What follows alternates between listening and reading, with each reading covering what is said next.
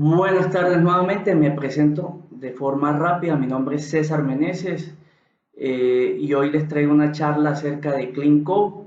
Acá les presento mis redes sociales para que se puedan poner en contacto conmigo si así lo quieren y charlar un rato acerca de esto y otros temas.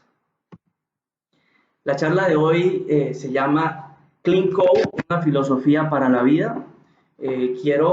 Quiero hacer una aclaración y si en el transcurso de la charla hablo o digo programador, no estoy excluyendo al automatizador, al contrario, quiero que en esa palabra entre tanto los programadores que construyen software que va a salir a producción, como aquellos programadores o algunos llamados automatizadores que hacen software con un énfasis en probar ese software que sale a producción, porque en general lo que están haciendo es construir software.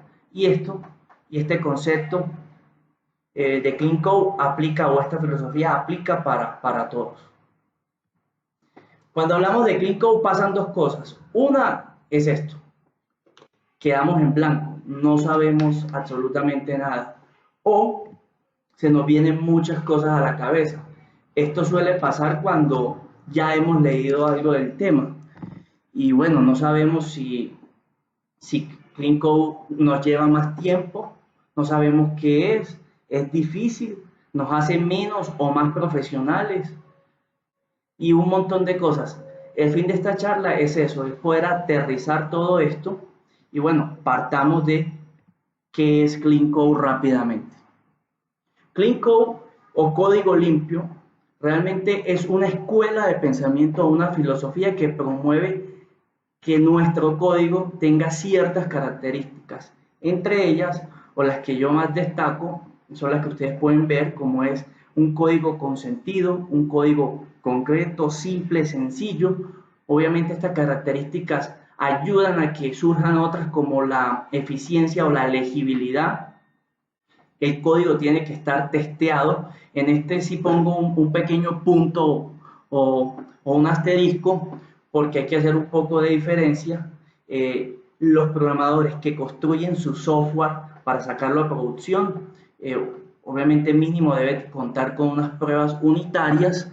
Lo que pasa con los automatizadores es que por lo general el software que construyen en su gran mayoría, no todo, está soportado por framework o herramientas que ya vienen testeadas. Entonces en ese caso hay como la discusión si habría o no que hacer algún tipo de prueba propia para la automatización, pero no quiero profundizar ahí un poco, sino quería hacer como esa aclaración.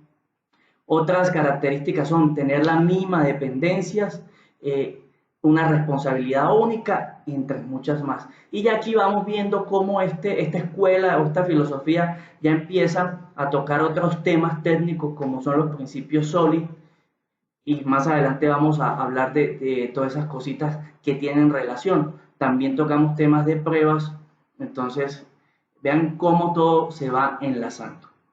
Para continuar, yo creo que es importante que hagamos y veamos una historia. En esta historia quiero que participen un poco para que hagan una reflexión al final y tomen un cuaderno, una hoja, un lapicero o en su celular o donde quieran y vayan anotando. Yo ahora les voy a decir qué deben reflexionar y qué deben de pronto anotar y al final de toda la charla puedan ustedes llegar a ciertas conclusiones de las cuales también yo les ayudaré. Empecemos la historia. Érase una vez Olafo, que era un programador que llegó a un equipo nuevo con una misión.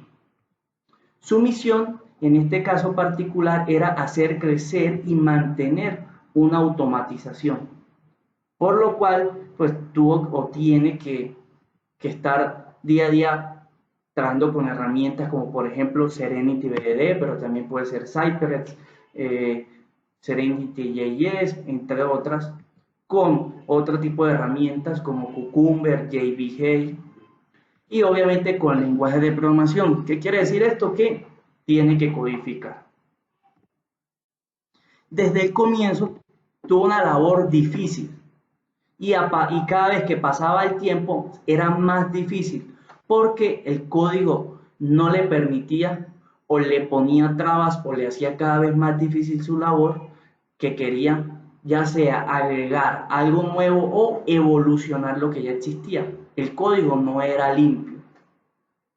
Es decir, no contaba con todas esas características que nombramos al comienzo. Olafo no sabía mucho qué hacer porque no sabía mucho acerca de este tema, por lo cual hizo una reunión con expertos. Aquí es donde vamos a jugar un poco a expertos desde el poco o desde el conocimiento que tengamos en este momento, y para eso va a ser, necesitan como tomar un apunte. ¿Por qué? Porque Olafo nos va a mostrar unos fragmentos de código y nosotros tenemos simplemente en cada fragmento anotar fragmento 1 o foto 1 o slide 1 o código 1 si ustedes creen que es limpio y alguna opinión que a ustedes les dé ese código. La primera, yo les voy a dar 5 segundos por cada fragmento, porque simplemente es decir, es limpio o no, y alguna opinión. Vean este segundo código. ¿Se les parece al código que ustedes hacen habitualmente? ¿Han visto código parecido? Vamos a un tercer fragmento. En sus automatizaciones, en su software, independientemente del fin del software en sí, ¿ven código que se parece a esto? Veamos este otro.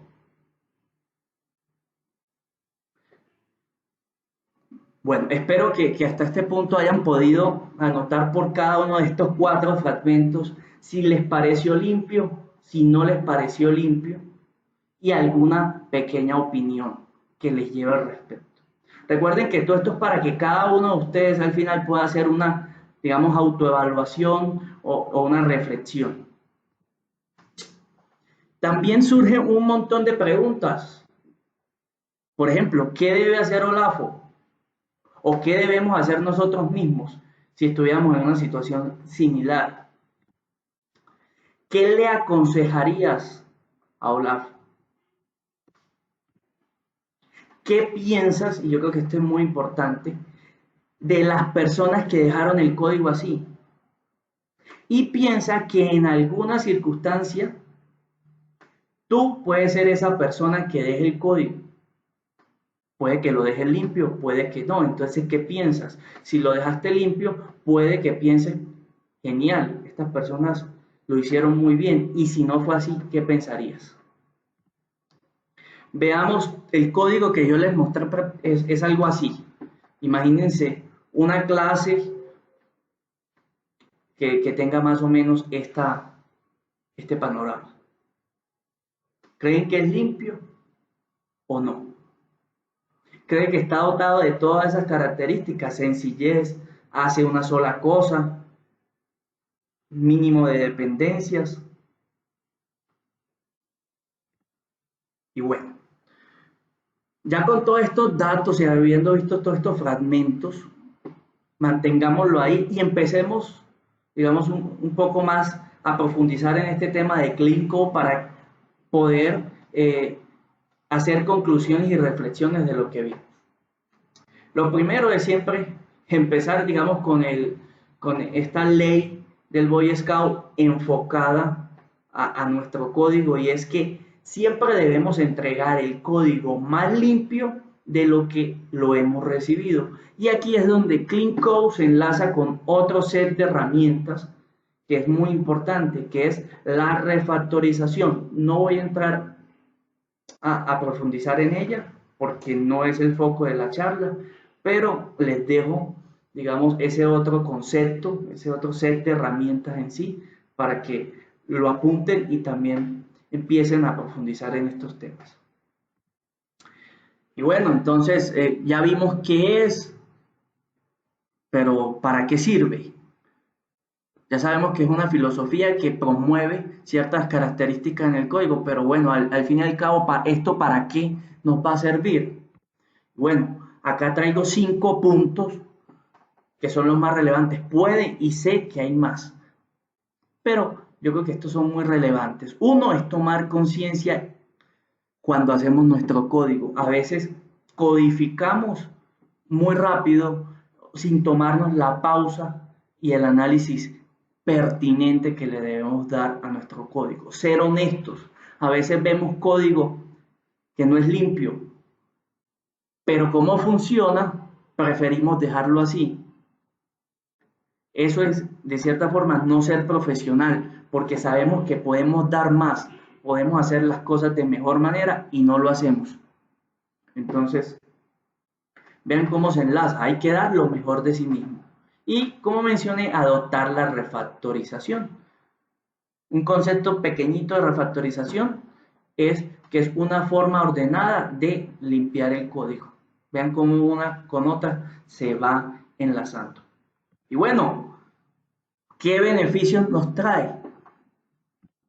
Aquí tenemos un par que se enlaza mucho obviamente con esas características que vimos al comienzo. Pues ya nuestro código empieza a ser un código con sentido, sencillo, simple, legible, mantenible, eficiente, disciplinado, fácil de escalar. Ahora, más adelante vamos a ver pequeños fragmentos de código donde se nota que es más sencillo, tiene más sentido el código, por lo cual es más fácil de entender y de leer. Y si es fácil de leer, fácil de entender, va a ser, por ende, fácil de mantener.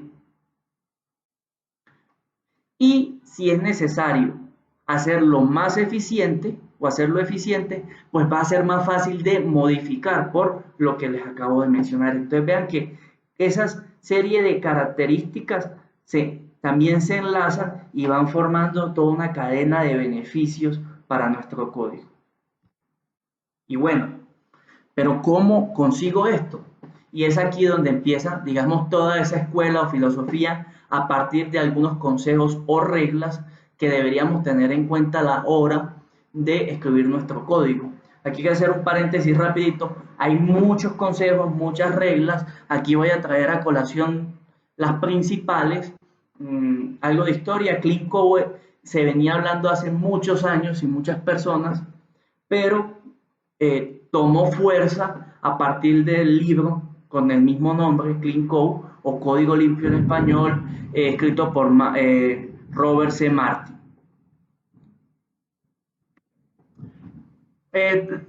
Los primeros consejos los llamo yo: dime cómo te llamas y te diré qué haces.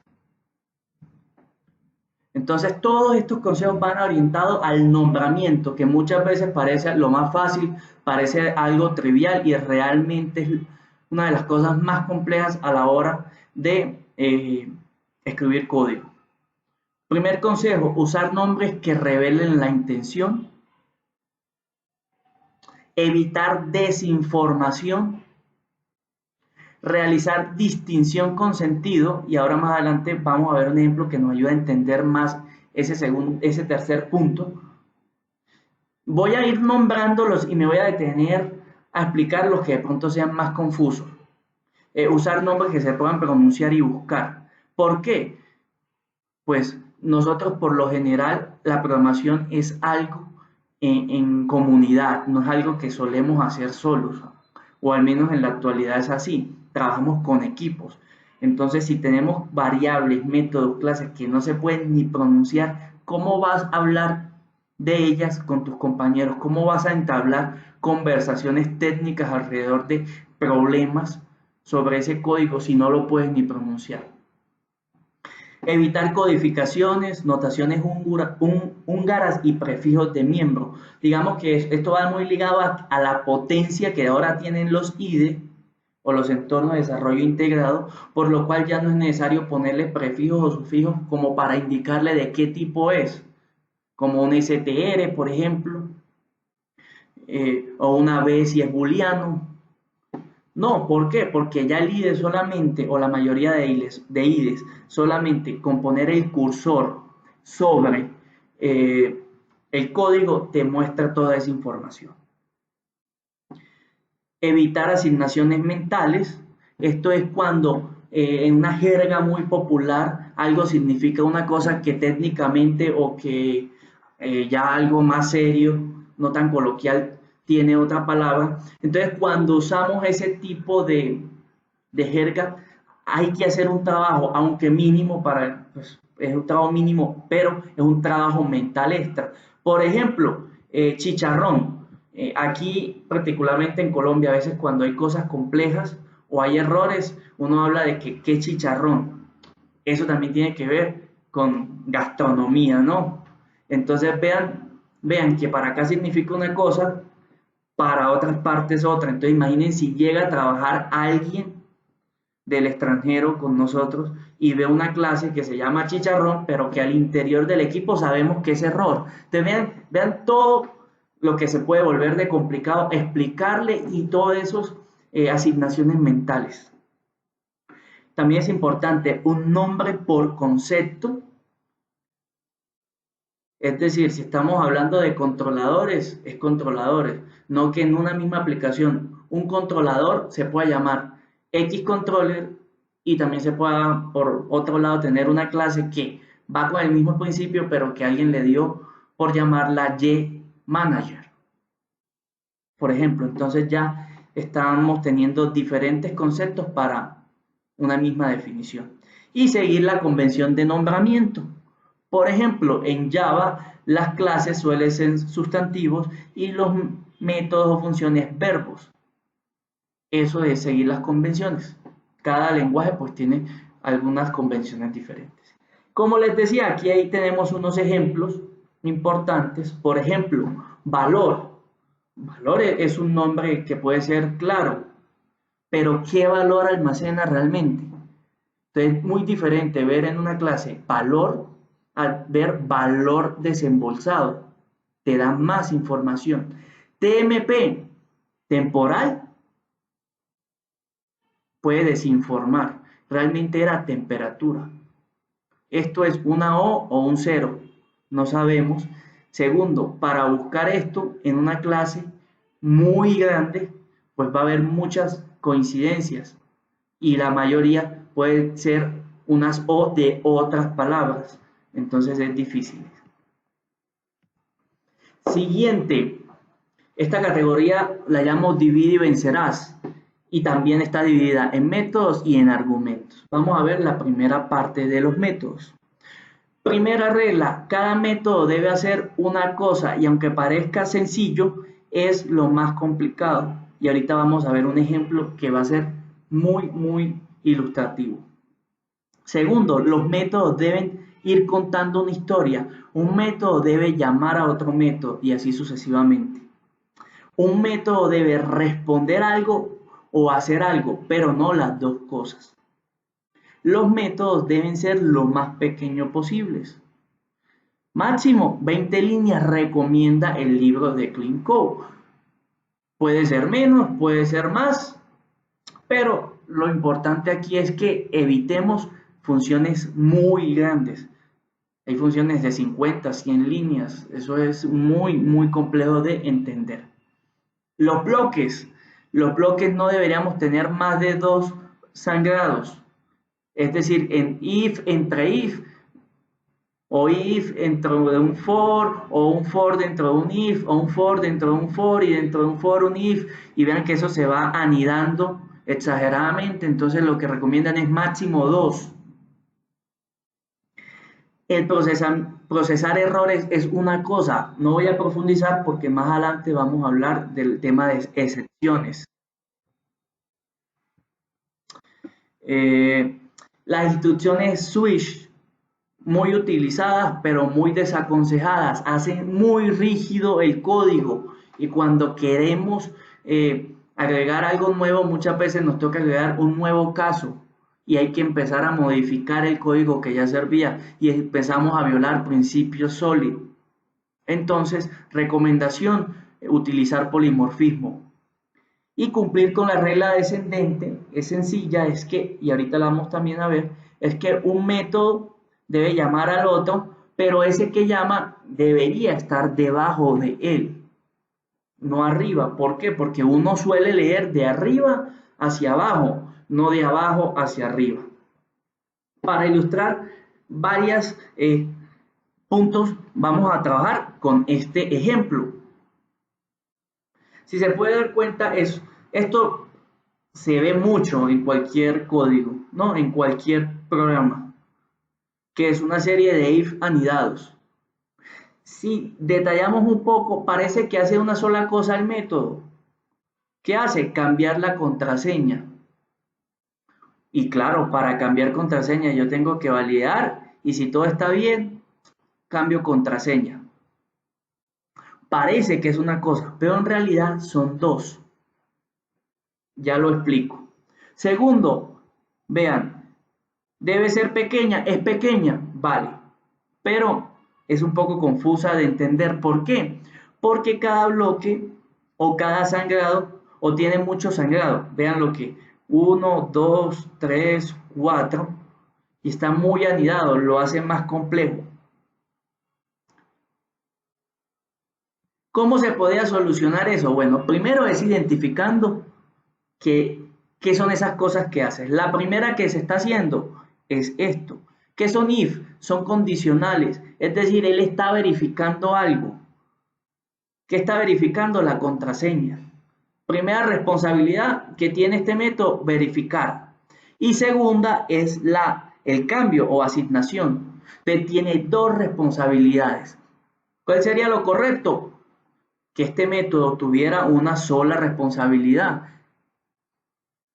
¿Cuál le vamos a dejar? Bueno, si se llama cambiar, él debería solamente cambiar la contraseña. Veamos cómo podemos mejorar esto. Como lo vemos acá, aparecieron más métodos, pero nuestro cambiar contraseña aquí quedó. Primero, es aún más pequeño, es más fácil de leer. Yo aquí entiendo qué quiere hacer este método. ¿Qué va a hacer? Validar y después cambia la contraseña. Pero acá hay una trampa, porque este método realmente hace una sola cosa y es cambiar la contraseña. La validación él no la hace. Él lo que hace es saber que antes de cambiar tiene que validar. Tiene que haber una verificación, perdón. Y sí, verifiquémoslo, pero ¿cómo se hace? Delegando esa verificación en otro método. En otro método que tiene esa verificación, que está acá. Ahora, como quise ilustrar que hay diferentes tipos de verificaciones, no quise dejar que un solo método tuviera la responsabilidad de hacer tantos tipos de verificaciones diferentes. Entonces, este verificar tiene una sola responsabilidad, que es orquestar los diferentes tipos de verificaciones. Y ahí sí, hay un método por cada tipo de verificación. Como se pueden dar cuenta, sí, salieron más métodos. Quizás se le agregaron 2 o 3 líneas más de código, pero ganamos sencillez, legibilidad, mantenibilidad. Entonces es más lo que uno gana que lo que pierde, porque realmente en este caso no veo que se pierda nada. Si queremos agregar una nueva verificación, es agregar una línea de código acá y un nuevo método. En cambio, en el ejemplo anterior, se vuelve muy complicado saber en dónde poner un if o en otro no. Aquí rápidamente para que vean una diferencia. Divide y vencerás en términos de argumentos. Voy a resumir los primeros puntos. ¿Y qué quiere decir esto? Estos puntos. Que entre menos argumentos tenga un método o función, mejor. Lo ideal es que tenga 0. Si debe tener, mínimo que sea 1 o 2. Si tiene más, nos aconseja una estrategia que es utilice objetos que encapsule todo ese montón de argumentos. Entonces, si lo encapsula, al final, ¿cuántos argumentos tendríamos? Uno solo, que es el objeto. Otro punto importante, se desaconsejan los argumentos de indicador, es decir, que un método reciba un booleano. ¿Por qué? Porque ya dijimos que un método debe hacer una sola cosa y si recibe un booleano, lo más probable es que haga 2. Es decir, que el método se comporte o haga una cosa cuando sea verdadero y una cosa cuando sea falso. Y por último, ordenar los argumentos en un orden natural. ¿Cómo así orden natural? Entonces, un ejemplo. Yo tengo un método viajar y alguien le dio por decir viajar, entonces recibe una ciudad de destino y una ciudad de origen. Sí, un viaje tiene destino y origen, pero ¿cuál es el orden natural? Este no es. El orden natural es que para yo viajar reciba primero una ciudad de origen y una ciudad destino. Otro consejo es no comente el código incorrecto, reescríbalo. No se desaconseja, o mejor dicho, no se aconseja hacer comentarios, a excepción de unos cuantos puntos. ¿Por qué? Porque los comentarios no se actualizan. Uno cambia el código y nunca se le da por, bueno, y voy a leer este comentario que tenía este código. No, el comentario se queda, se desactualiza y al final lo que hacemos es que estamos desinformando. ¿En qué punto se recomiendan los comentarios? Cuando son comentarios legales, cuando son advertencias o explicar la intención, cuando son comentarios to do, por ejemplo, para Java, y un comentario o para cualquier lenguaje, un comentario to do es un comentario que está diciendo que hay algo que hay que hacer. O cuando uno quiere poner comentarios para que una herramienta a través de esos comentarios genere cierta documentación.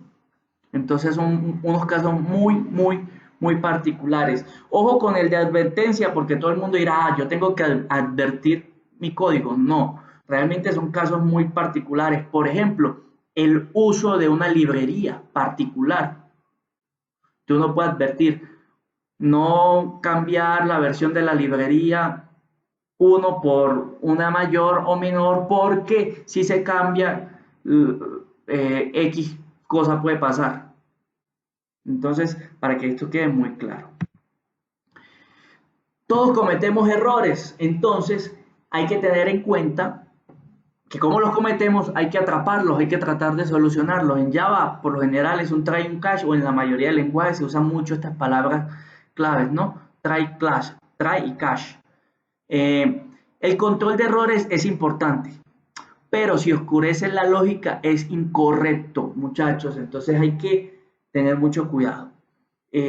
Consejos sobre errores. Una excepción, usar excepciones, perdón, en lugar de devolver un código. Es decir, a veces verificamos y decimos, ah, no, si viene vacío, devolvamos un -1. Si viene nulo, devolvamos un -2. No, eso ya no se aconseja. Lancemos una excepción. Crear primero las instrucciones try o catch o finales, si es el caso. Ofrecer contexto junto a las excepciones. A veces decimos aquí falló, mandemos una excepción y mandamos una exception, pero no le mandamos nada más.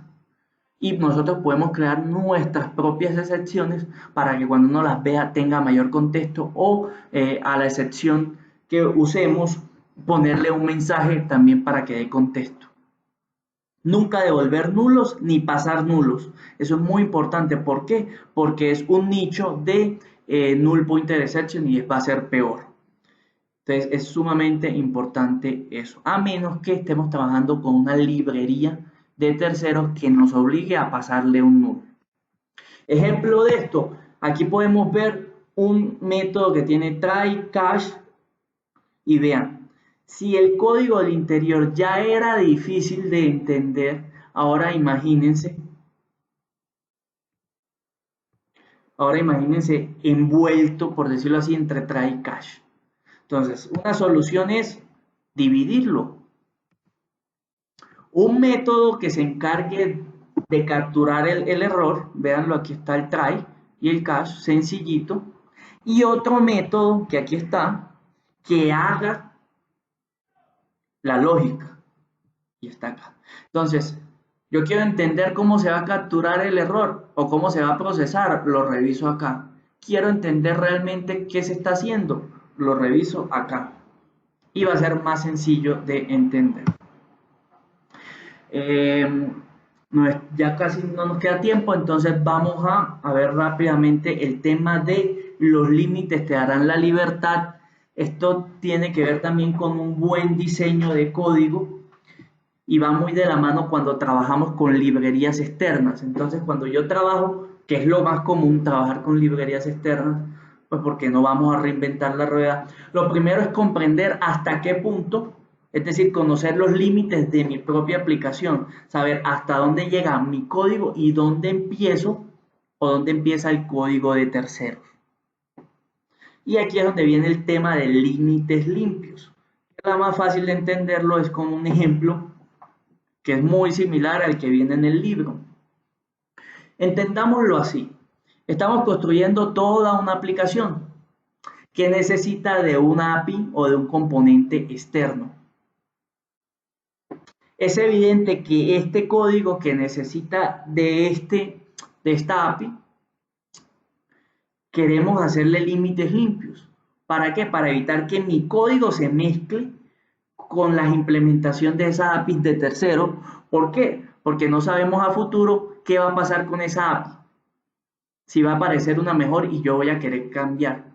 O no puedo esperar, en el caso de que esa API la esté construyendo otra organización, otra empresa u otro equipo, no puedo esperar a que exista esa API para poder empezar a mezclarla con mi código, por decirlo así.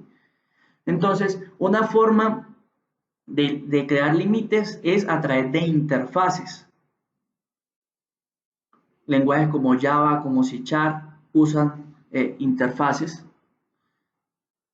que van a ser el límite. A partir de estas interfaces yo creo clases que son adaptadores que envuelven la implementación mía de la API. Pero este código va a interactuar directamente con una interfaz. ¿Esto qué quiere decir? Que cuando yo quiera crear o aparece una nueva API, yo puedo crear un nuevo adaptador para la API nueva en particular y solamente quizás hacer algún cambio en la configuración, en la inyección de dependencias, por ejemplo, y ya esto me evita tener que hacer una refactorización o unos cambios más abruptos. Y en el caso en que no exista esto, todavía puedo crear un adaptador o un transistor, en este caso falso, que me provea X respuesta cada vez que yo la use, que me deje trabajar, por decirlo así, hasta que esté la real. En ese caso, elimino la falsa y creo el adaptador. Como pudimos ver, hay muchas reglas. Esto solamente es un repaso, pero es muy importante que a raíz de todo esto empecemos a hacernos preguntas como, ¿sería mi vida, obviamente como programador, ya sea como mencioné al comienzo, que haga software que va a salir a producción o cree automatizaciones, más fácil en el trabajo si aplico Clean Code? Y también lo pueden anotar para que en todo lo que han anotado durante la charla hagan ese análisis. Entonces, Clean Code es una filosofía, como les decía, para la vida. Mi consejo es que permanezcan en modo Clean Code. Y ya para ir cerrando, ¿qué creen que pasaría si le aplicamos Clean Code al código que vimos?